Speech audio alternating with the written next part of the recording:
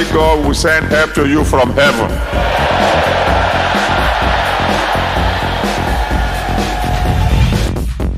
I discovered that I could not see again. On that Holy Communion, I poured the wine into my hand. I am here tonight. Anyone trying to transfer with God's blessing upon your life shall be frustrated.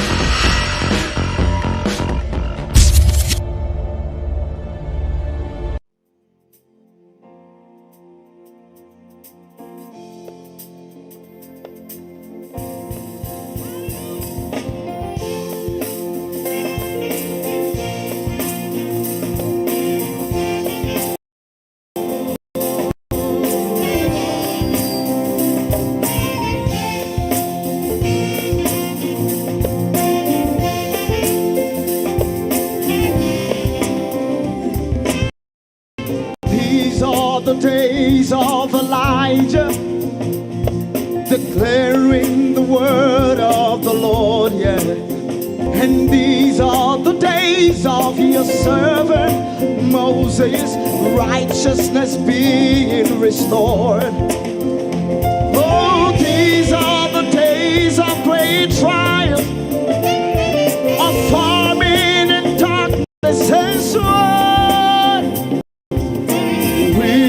The voice in the desert, prepare ye the way of the Lord. Behold, yeah. Oh, shining at the trumpet call. Lift your voice, everybody. It's a year of jubilee out of Zion's hill. Salvation comes. Second verse. These are the days of Ezekiel. Hey, every dry bone's becoming as flesh.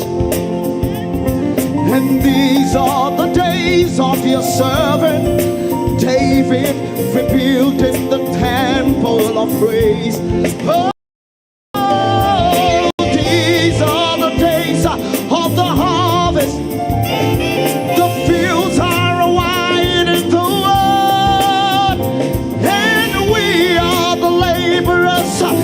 in your vineyard, we declare the word of God. Yeah, shining like the sun of the trumpet call. We raise our voices tonight. It's a year of jubilee. I am Zion's hill, I am Zion's hill. Salvation come. Everybody all over this place, can you raise your hands tonight?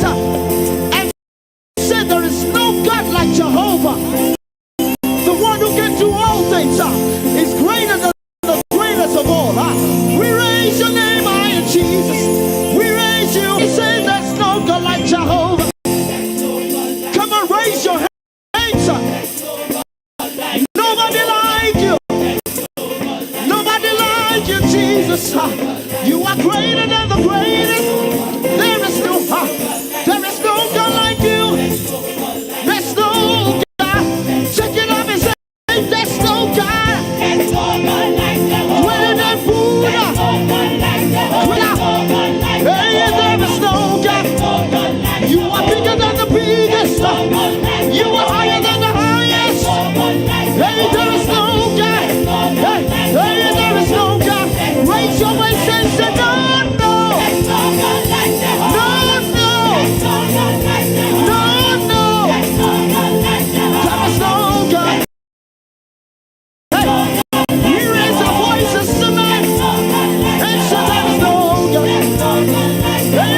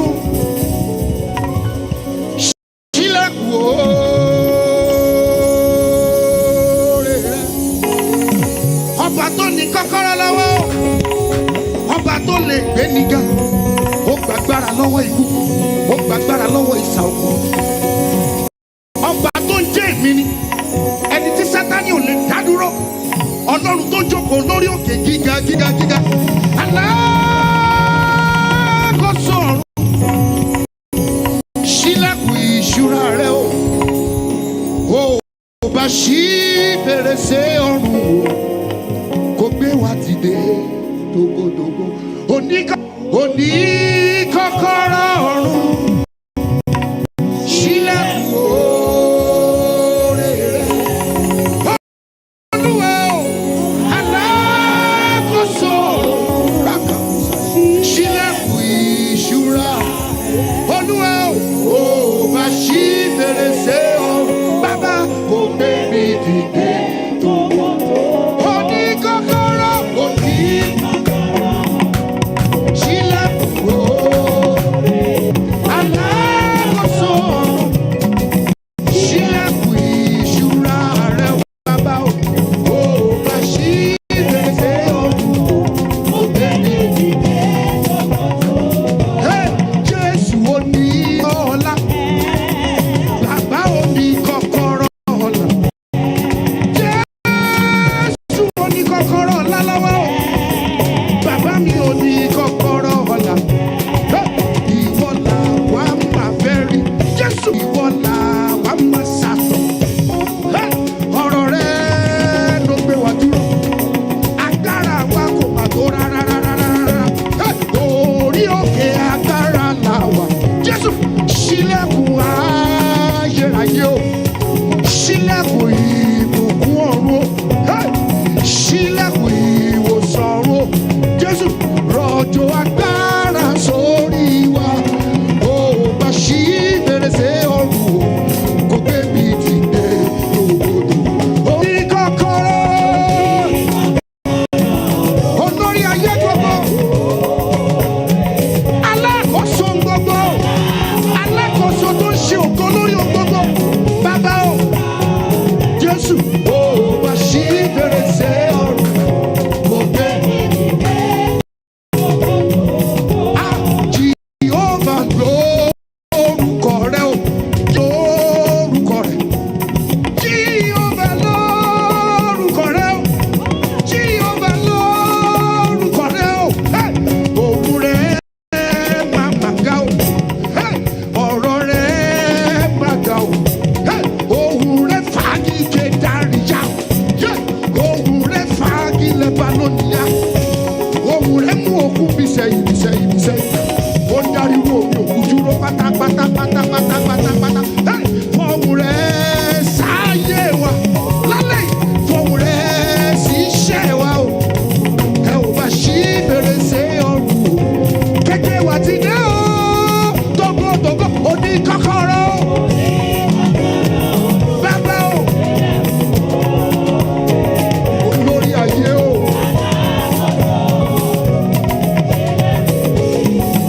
Bàbá lọ sí tó tàwọn.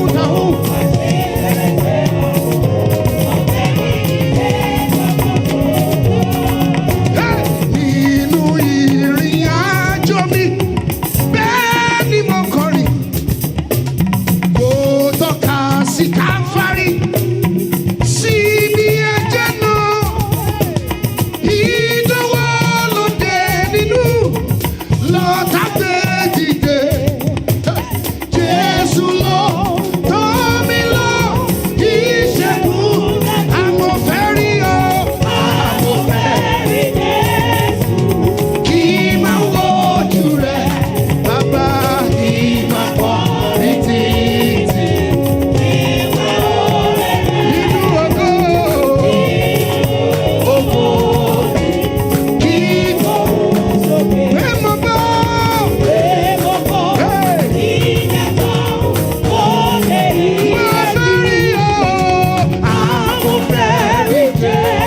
Jésù kì í máa Olúwa o, kì í máa kọrin. Nínú ògo, nínú ògo. Kì í.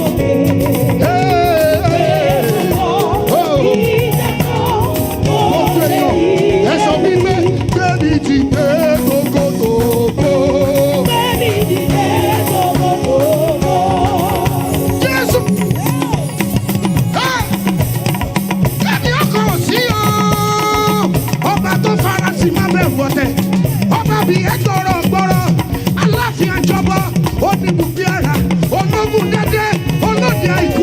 òjìlógo ṣògo ọba tí gbé ní ká lójú ọṣẹ mi ọ̀gádìgàgà ọ̀dìgàgà yẹ ọ̀dìgàgà òru àrọ̀mọ lójú inú arìnrìnjù rọlọ ẹlẹ́rìí ẹ̀tànà oníjẹta òfìjẹta oníjẹrin òfìjẹrin oníjẹtàdínlógún ọ̀gá fìrìgá gbogbo ìṣẹ̀lẹ̀ alápá ìjayà dáròdárò ó dárò lórí ikú dáròdárò ó gbé mi dìde gbogbogbò.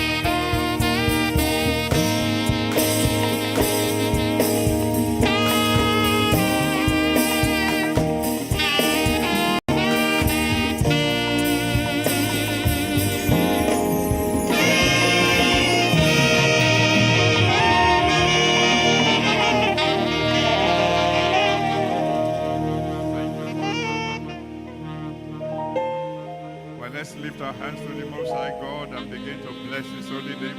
Ẹ jẹ́ a gbọ́wọ́ wa sókè kí a sì bẹ̀rẹ̀ sí ní ìbùkún fún orúkọ mímọ́ rẹ̀. Let's begin to worship the King of Kings, Ẹ jẹ́ kí a máa jọ́sìn fún ọba àwọn ọba, the Lord of Lords, olúwa àwọn olúwa, the Ancient of Days. arúgbó ọjọ́. Give him all glory, all honor, Ẹ fi gbogbo ògo àti ọlá fún un all adoration. àti gbogbo ìjọsìn. He's worthy to be praised. Nítorí òun ló yẹ láti yìn. He's worthy to be magnified. Òun ló yẹ kí a gbéga. Praise him. Ẹ yìn, Praise him. ẹ yìn. Give him all glory, all honor, all adoration. Ẹ yìn, ẹ fi gbogbo ògo àti ọlá fún un. He's worthy. He's worthy to be praised. òun ló yẹ láti yìn. He's worthy. Òun ló yẹ So praise him. láti gbéga. Magnify his holy name. Ẹ bùkún fún orúkọ mímọ́ rẹ̀.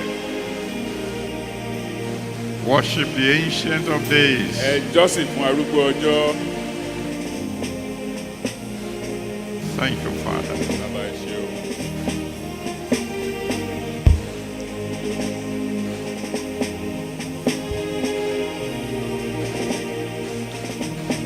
Thank you, Jesus. Jésù ẹ ṣé o.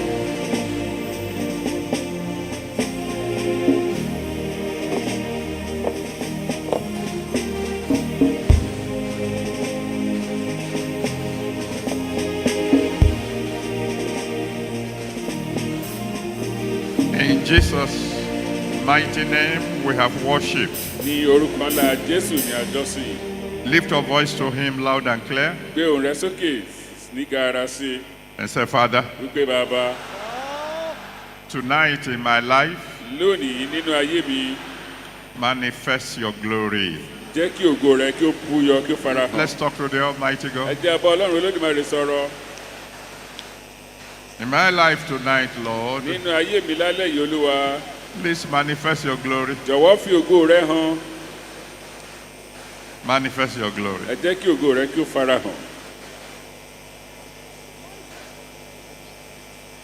Thank you, Father. Bàbá ẹ ṣeun.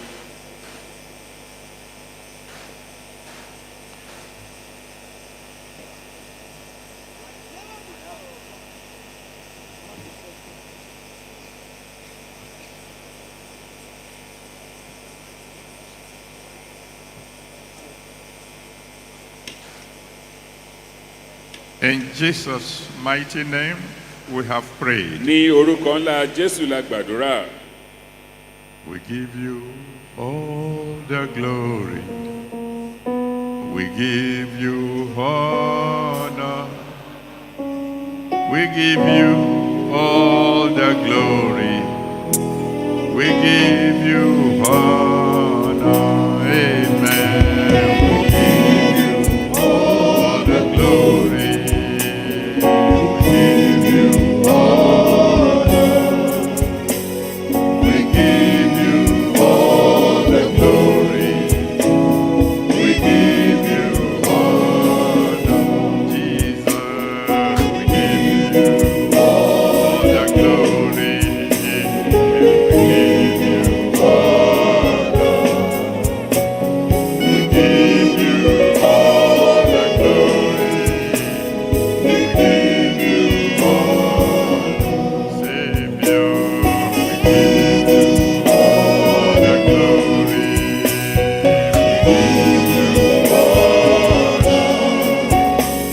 We give you all the glory. We give you honor. Healer. We give you all the glory. We give you honor. We give you all the glory.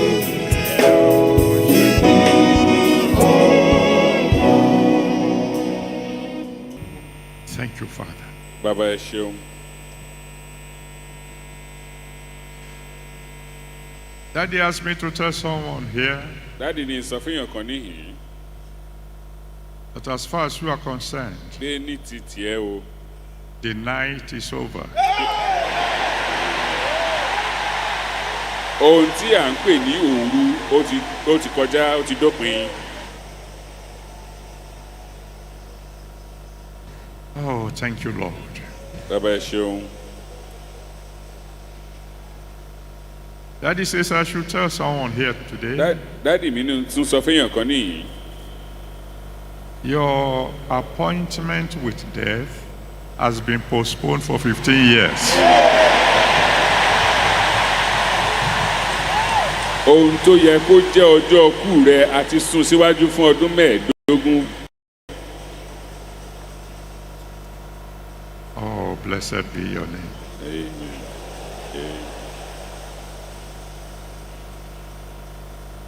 Daddy says there's someone here tonight. Dádì lẹ́yìn kan tún wà níyìn lálẹ́ yìí. You walked into bondage yourself. Ẹsẹ̀ àárẹ̀ ló fi rìn wọ jọ̀gọ̀dì. But the Lord said, because you came tonight, I will bring you out. Ọlọ́run wá ní torí pé ó wáhìn lálẹ́ yìí, òun ò yọ ọ́ kúrò nínú ọ̀fìn tó já sí. So, Father, we just want to say thank you. Bàbá a dúpẹ́ lọ́wọ́ yín. Thank you for all the previous congresses. A dúpẹ́ fún àwọn àjọ̀dún tó ti kọjá sẹ́yìn. Accept our thanks in Jesus' name. A dúpẹ́ ẹgbà ọpẹ́ ìwà lórúkọ Jésù. Please accept our worship in Jesus' Bàbá name. ẹgbà ìjọsìn wa lórúkọ Jésù. Tonight, Father, Lálẹ́ yìí bàbá, just glorify your name. ẹ ṣáà ṣe ara yín lógo In all our lives, nínú ayé gbogbo wa, in all our nínú families, gbogbo ìdílé wa, in all our ní nations, gbogbo orílẹ̀-èdè wa gbogbo. Father, glorify your name. Bàbá ẹ ṣe ara yín lógo At the end of everything, lópin ohun gbogbo, let your name be glorified again. kí a tún lè yí orúkọ mímọ́ yín lógo lẹ́ẹ̀kan sí i. In Jesus' mighty name, we have prayed. Ní orúkọ ńlá Jésù la gbàdúrà. Amen. Àmín. Let somebody shout hallelujah. Kí ẹnìkan kí hallelujah. And then shake hands with one or two people Bọ̀wọ́ lọ́wọ́ ẹnìkan tàbí méjì. and say, good evening, God. Sọ fún pé ẹ káalẹ́ o, àyànfẹ́ Ọlọ́run. Good evening, elect of God. Kí ẹ káalẹ́ o, ẹ̀yin tí Ọlọ́run ti yàn. And then you may be seated. Lẹ́yìn náà ẹ jẹ́ kí a jókòó. Thank you, Daddy.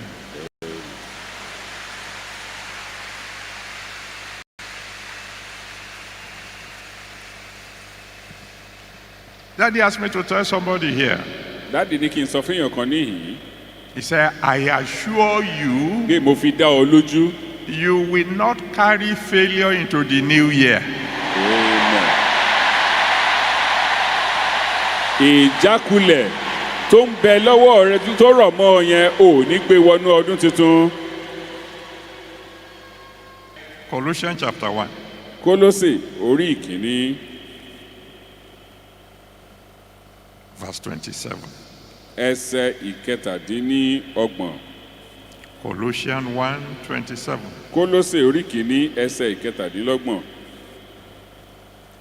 To whom God will make known what is the riches of the glory of this mystery among the Gentiles, which is Christ in you, the hope of glory.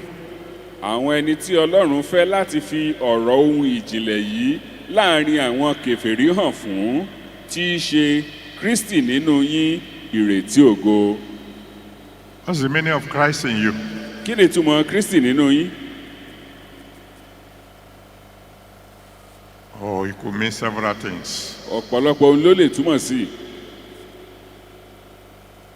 It could mean Christ is dwelling in you, Ó lè túmọ̀ sí pé Kristi ń gbé inú rẹ gangan. which gives you another name Èyí tó tún fi ìtumọ̀ míì fún ọ.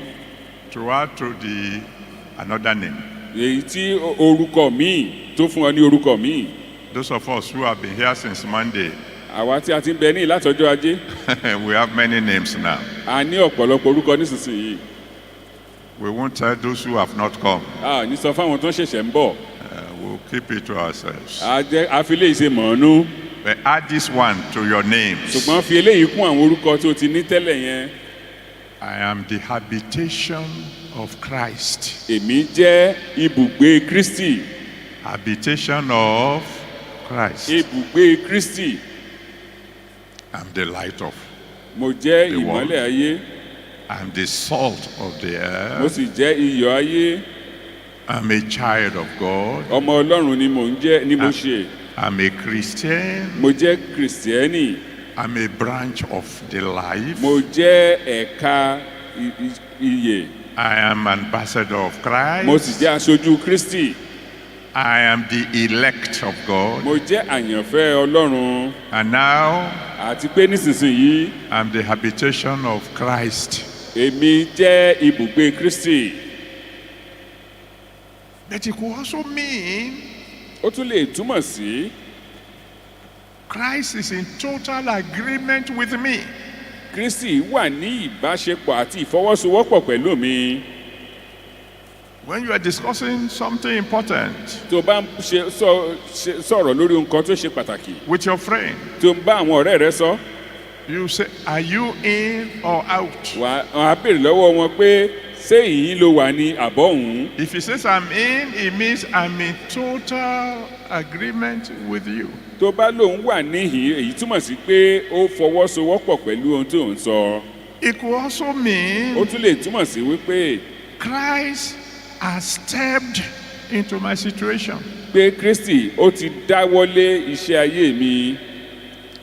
And if Christ steps into my situation, Tí Kristi bá sì wá ti dásẹ̀ wọnú ohun tó kàn mí, automatically everything will change. ó túmọ̀ sí pé ohun gbogbo á yí padà sí rere.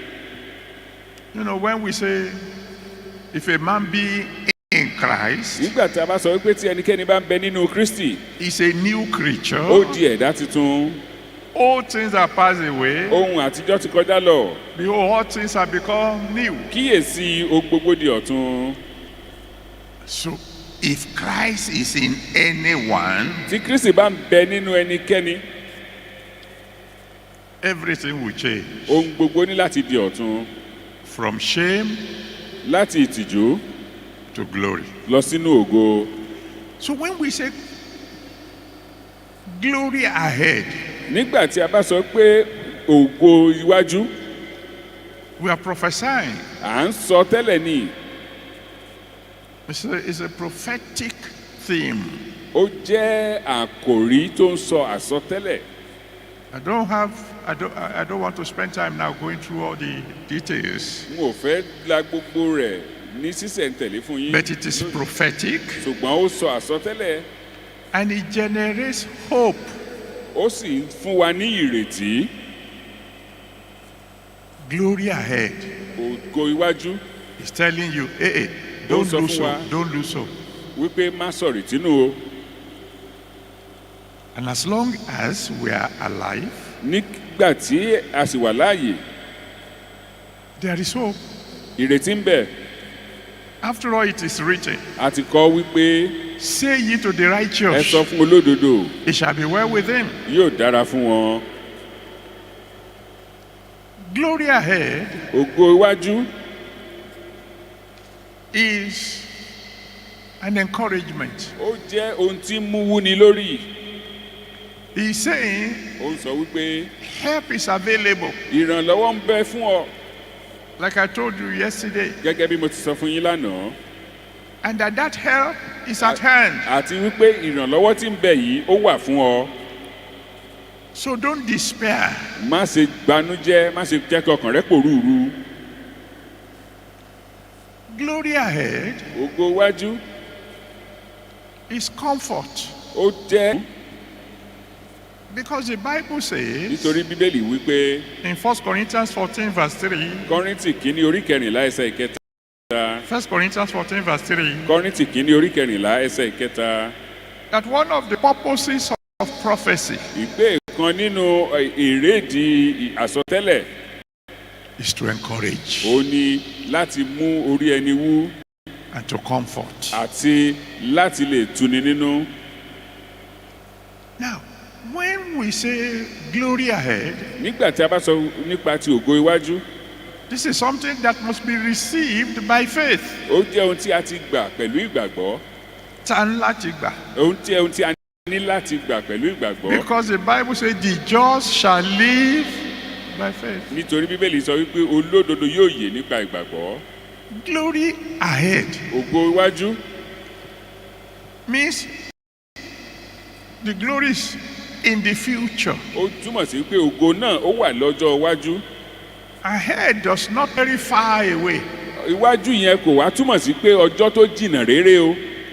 As a matter of fact, ahead means not too far away. Ní tí à ń sọ níwájú rẹ yìí pé ohun tó wà níwájú ní àrọ́wọ́tò rẹ gangan ni tí ò jìnnà sí ọ. So if God is saying to you, your glory is ahead, Bí Ọlọ́run bá ń bá ọ sọ pé ògo rẹ wà níwájú rẹ, that ahead can mean today. iwájú rẹ yẹn lè túmọ̀ sí lónìí gangan. For example, Fún àpẹẹrẹ, in John chapter 2, ní Jòhánù orí kejì, verse 1 to 11. ẹsẹ̀ ìkíní sí ìkọkànlá. John 2, verse 1 to 11. Jòhánù orí kejì ẹsẹ̀ ìkíní sí ìkọkànlá.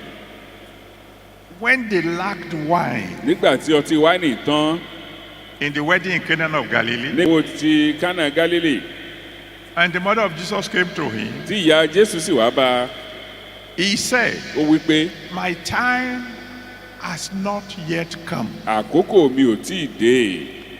But before the end of the day, Ṣùgbọ́n kọ́jọ́ yẹn ó tó parí, the time came. àkókò ẹ̀ dé. May I decree to somebody here Ẹ jẹ́ n sọ today, tẹ́lẹ̀ fún èèyàn kan níyìn lálẹ́ yìí. your own glory will begin tonight. Amen. Ògo rẹ yóò bẹ̀rẹ̀ láṣálẹ́ yìí. And I'm just giving you an outline. Like I said, I want to rush so we can pray. Mo kàn ń sọ gbogbo rẹ̀ lérèfé fún yín ni nítorí mo pé àwòrán músolókùn. Glory ahead Ògo iwájú means ó tún túmọ̀ sí somehow pé bó ti wù kó rí, the future is going to be better. ọjọ́ ọ̀la rẹ yóò dára. The glory of the latter house Ògo ilé ìkẹyìn is going to be better than that of the former. yóò sàn ju ti ilé àkọ́kọ́ lọ. It means Ó túmọ̀ sí pé your best is yet to come. pé èyí tó dáa jù rẹ o ó sì ń bọ̀. It could mean Ó tún lè túmọ̀ sí that your son is about to rise. pé yóò ràn sí i. And I thank God, God has already spoken to someone. Mo sì dá inú mi dùn, mo dúpẹ́ lọ́wọ́ Ọlọ́run pé Ọlọ́run ti sọ nípa tẹnìkan That concerning that fellow, pé nípa tiẹ̀ o the night is over. pé ohun tí à ń pè ní àṣálẹ́ tàbí òru ó ti dópin. Glory ahead Ògo iwájú could mean ó tún lè túmọ̀ sí pé that the present is not so good. ohun tí òun là kọjá lọ́ọ́lọ́ yìí ó lè fara dáa tó bẹ́ẹ̀. But that things will not remain the same. Ṣùgbọ́n o bó ti wù kó rí o ohun gbogbo ò ní dúró ti rí báyìí lọ títí. Or it could mean, Ó tún lè túmọ̀ sí oh, things are good, pé ohun kan tiẹ̀ dáa but that things are about to get better. ṣùgbọ́n o ọjọ́ ọ̀la tún máa dáa sí i. For example, Fún àpẹẹrẹ, Elisha Èlíṣà was already a wealthy farmer. ó jẹ́ àgbẹ̀. And by the time the Almighty God stepped into a situation, Ṣùgbọ́n nígbà tí Ọlọ́run Olódùmarè dáwọ́lé ayé rẹ̀, he became the father of kings. bàbá fún àwọn ọba. Glory ahead Ògo iwájú could mean, ó lè túmọ̀ sí oh, things are glorious at the moment, bá a ṣe ń sọ lọ́wọ́lọ́wọ́ yìí ohun gbogbo tilẹ̀ dára ó rẹwà ó lógo. but God wants to move you to a new level of. Ọlọ́run wá fẹ́ mú ọ lọ láti inú ògo dé inú ògo. Because according to 1 Corinthians 15, Nítorí gẹ́gẹ́ bí ìwé Kọ́ríńtì kìíní orí kẹẹ̀ẹ́dógún verse 4, ẹsẹ̀ ìkẹrin. 1 Corinthians 15, verse 4, Kọ́ríńtì kìíní orí kẹẹ̀ẹ́dógún ẹsẹ̀ ìkẹrin no, I mean verse 41, verse 41. ẹsẹ̀ kọkànléní ogójì. The Bible says stars differ from stars in glory. Bíbélì sọ wípé àwọn ìràwọ̀ wọ́n yàtọ̀ síra wọn ní ògo. And it is within the power of the Almighty God Ó to sì ń bẹ move nínú you, lọ́wọ́ agbára Ọlọ́run láti mú ọ lọ síwájú from one level of glory to another. láti inú ògo kan dé inú ògo míì tó ga sí i. Glory ahead Ògo iwájú could also mean ó tún lè túmọ̀ sí pé there was a past that was not so good. àná rẹ̀ kan wà tó jẹ́ pé kò fi gbogbo ara dáa tó. There was a woman who named her child Ichabod. Obìnrin kan bẹ tó pe ọmọ rẹ̀ ní Kábódì èyí tí ó túmọ̀ sí pé ògo ti kọjá lọ. And glory has pé àwọn tiẹ̀ ti lọ sọ ògo yẹn nù. Glory could have been stolen. Ó tilẹ̀ ṣeé ṣe kí wọ́n jí ògo. The Bible says a new king arose that didn't know Joseph. Bíbélì sọ wípé ọba kan jẹ tí kò mọ Jósẹ́fù rí. And the children of Israel who were living gloriously suddenly found themselves to be slaves. Àwọn ọmọ Ísírẹ́lì tí wọ́n ń gbé nínú ògo nígbà kan rí wọ́n rí i pé àwọn ti di ẹrú. So if your glory had been stolen, tó bá jẹ́ pé a ti jí ògo rẹ. and God now is saying glory ahead. Tí Ọlọ́run wá ń sọ pé ògo wájú.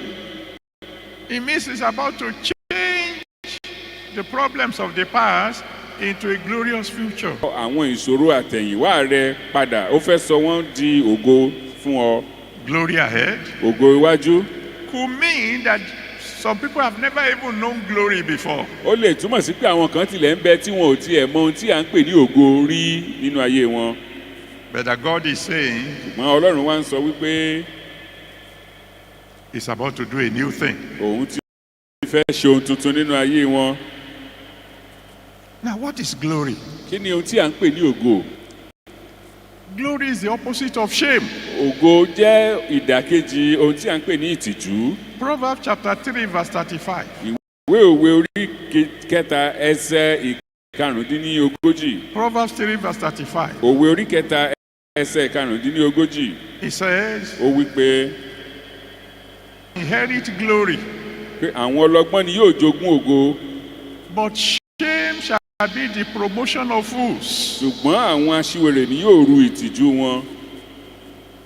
Glory wise, Ògo fún àwọn ọlọ́gbọ́n shame for the fools. àti ìtìjú fún àwọn aṣiwèrè. The wise are the opposites of the fools, Àwọn ọlọ́gbọ́n wọ́n jẹ́ ìdàkejì àwọn aṣiwèrè.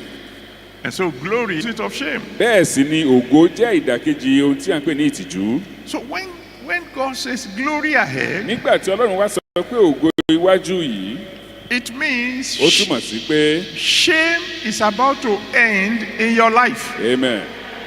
Ohunkóhun tí ó jẹ́ ìtìjú ó máa dópin nínú ayé ẹ. And there are certain things that cause shame. Àwọn nǹkan kan sì ẹ̀sìn lẹ́ bẹ́ẹ̀ tó máa ń fa ìtìjú nínú ayé ènìyàn. Sickness, Àìsàn, particularly disease. pàápàá àìsàn tí ò gbóògùn. You're not likely to see somebody going around advertising that he has HIV.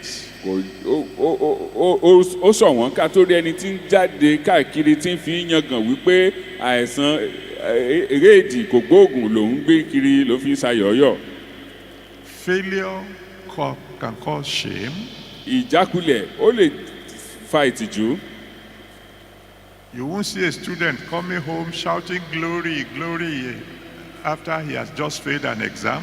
Níjẹ́ rí ọmọ iléèwé kínú rẹ̀ mọ́ dùn kó mọ́ yọ̀sìnkì bí ìránú ṣúgà pé òun ló rúpò wálé. Defeat can cause shame. Ìjákulẹ̀ ó lè fa ìtìjú. When Nigerian team won the World Cup, Nígbà tí orílẹ̀-èdè Nàìjíríà gba ife àgbáyé several years ago, lọ́pọ̀lọpọ̀ ọdún sẹ́yìn, the day they arrived in Nigeria, ọjọ́ tí wọ́n dé ìlú yìí tí wọ́n padà dé, Lagos stood still gbogbo Èkó ló dúró ti rí fún wọn as they drove through the streets. bí wọ́n ṣe ń lọ láti òpópónà dé òpópónà. Next time they went to compete nígbà tí wọ́n tún padà lọ and they defeated them in the first round, tí wọ́n nà wọ́n bí ẹni na bàrà nobody knew when they came in kò sẹ́ni tó mọ̀ nígbà wọ́n yọ wọlé.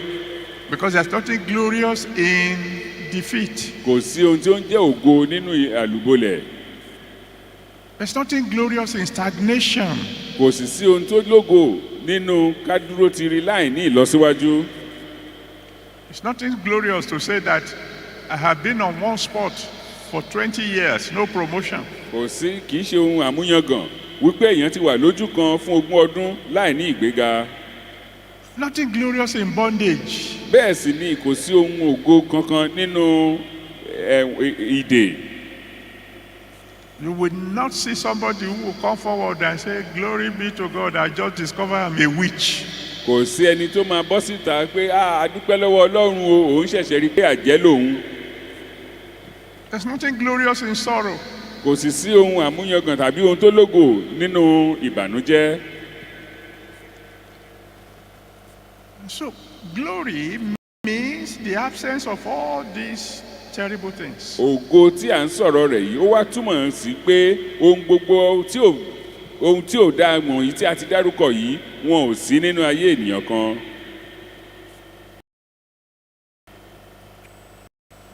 Oh, thank you, Father. Amen. The Lord asked me to tell someone olúwa ní kí n sọ fẹ́yàn kan níyì very soon, pé láìpẹ́ your song will be, orin tí wàá máa kọ nìyí. "Now the battle is over.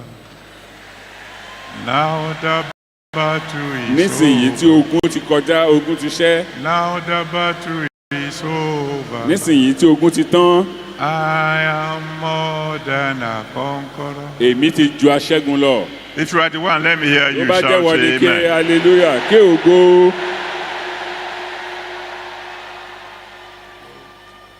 So glory ahead ògo wájú means ó túmọ̀ sí pé this will soon be over. àìsàn ó ti kọjá lọ. Failure will soon be forgotten. bẹ́ẹ̀ ni ìkùnà náà yóò kọjá lọ. Defeat will no longer be available to you. àlùbọ́lẹ̀ kò ní sí mọ́ rárá. Poverty will end. òṣì yóò dópin. Sorrow will be forgotten. ìbànújẹ́ yóò di ohun ìgbàgbé. And joy will come. ayọ̀ yóò sì wá wọlé wá. Let me round up.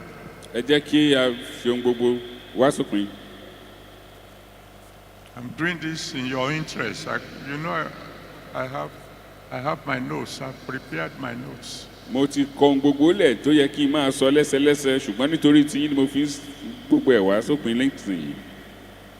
That 1 hour is about to begin. wákàtí kan tí à ń sọ yìí ti fẹ́ bẹ̀rẹ̀. Glory belongs to the wise. ògo ó wà fún àwọn ọlọ́run. From now on, láti sísìnyí be wise. jẹ́ ọlọ́gbọ́n. The wise shall inherit glory. àwọn ọlọ́gbọ́n ni yóò jogún ògo. Be wise. jẹ́ ọlọ́gbọ́n. He that winneth souls is wise. ẹnikẹ́ni tó bá ń jèrè ọkàn. You know the reverse of that? ǹjẹ́ ẹ mọ ìdàkejì rẹ̀? He that is not winning souls is foolish. ẹnikẹ́ni tó kọ̀ tí ò jèrè ọkàn ó jẹ́ aṣiwèrè. Be wise. jọ̀wọ́ jẹ́ ọlọ́gbọ́n. Pay your vows. san ẹ̀jẹ́ rẹ̀. Because the Bible torí says bíbélì wípé God has no interest in the promises of fools. nítorí bíbélì wípé ọlọ́run ò ní inú dídùn sí ẹ̀jẹ́ àwọn aṣiwèrè. Be wise. jẹ́ ọlọ́gbọ́n. Because the Bible says the fool say there is no God. bíbélì sọ wípé àwọn aṣiwèrè wí ní ọkàn wọn pé ọlọ́run ò sí. Be wise. jẹ́ ọlọ́gbọ́n. The Bible says he that cometh to God pé ẹni tí ó tọ̀ Ọlọ́run wá must believe that He is. pé òun wà And He's a rewarder of those who diligently seek Him. àti ní olùsẹ̀san fún àwọn tí ó farabalẹ̀ wá. Be wise. Jẹ́ ọlọ́gbọ́n, Seek God diligently. wá Ọlọ́run pẹ̀lú tọkàntọkàn kí ó farabalẹ̀ wá. We're going to pray. A ó gbàdúrà If you like, tó bá wù ọ́ within that 1 hour, ní àárín wákàtí kan yìí fall asleep. sùn kó o sùn fọ́nfọ́n. An opportunity like this Ṣùgbọ́n irú àǹfààní báyìí will never come again. ó lè má wà, kò ní wá mọ́, It's not may, it will not come again. kò ní wá mọ́ o. It's not likely that I will go back to my daddy and ask him for this kind of favor again. Kò dàbí pé màá tún padà lọ bá dádì mi wípé kó tún fún wa ní irú àǹfààní báyìí mọ́. If I were you, Tó bá jẹ́ mi nìwọ ni, all those things I've asked God for that have not been granted up to this moment, gbogbo ohun tí mo ti ń wojú Ọlọ́run fún tí ọwọ́ mi ò tí ì tẹ̀ yẹn, we assemble them now màá kó gbogbo wọn jọ, and present them to God again. màá tún wọn mú wá síwájú Ọlọ́run. If I were you, Tó bá jẹ́ mi nìwọ ni, I won't be asking for small n things. ò ní béèrè ohun kékeré, Asking things like, God, màá máa béèrè ohun ńlá bíi pé Ọlọ́run don't let my sun set má jẹ́ oòrùn mi ó wọ̀ láéláé in the afternoon. lọ́sàn-án gangan.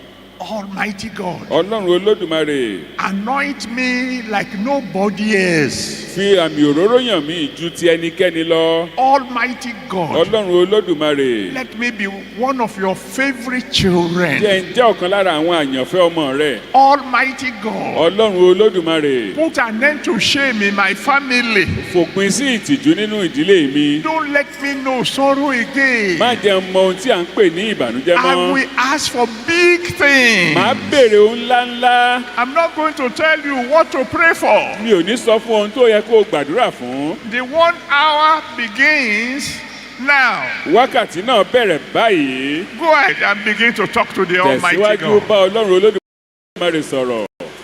You have 1 hour Ẹ ní wákàtí kan gbáko in which to talk to the Almighty God. láti bá Ọlọ́run Olódùmarè sọ̀rọ̀. The altar is open. Àpẹ You can come and just settle with the Almighty God. kí o sì bá Ọlọ́run Olódùmarè sọ̀rọ̀ For 1 hour. fún wákàtí kan gbáko. Nobody is going to stop you until it is 1 hour. Kò sẹ́ni tí yóò dá yín dúró tí wákàtí kan náà yà á fi pé. And it's up to you what you do with that 1 hour. Ohun tó wàá ṣe fún wákàtí kan yẹn kù sí ọ lọ́wọ́. I've prayed. Ní orúkọ ńlá Jésù la gbàdúrà.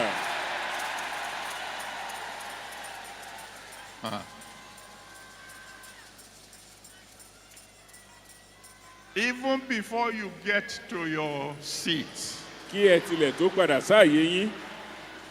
let your testimonies begin. Kí ẹ̀rí yín kí ó bẹ̀rẹ̀ lọ́gán.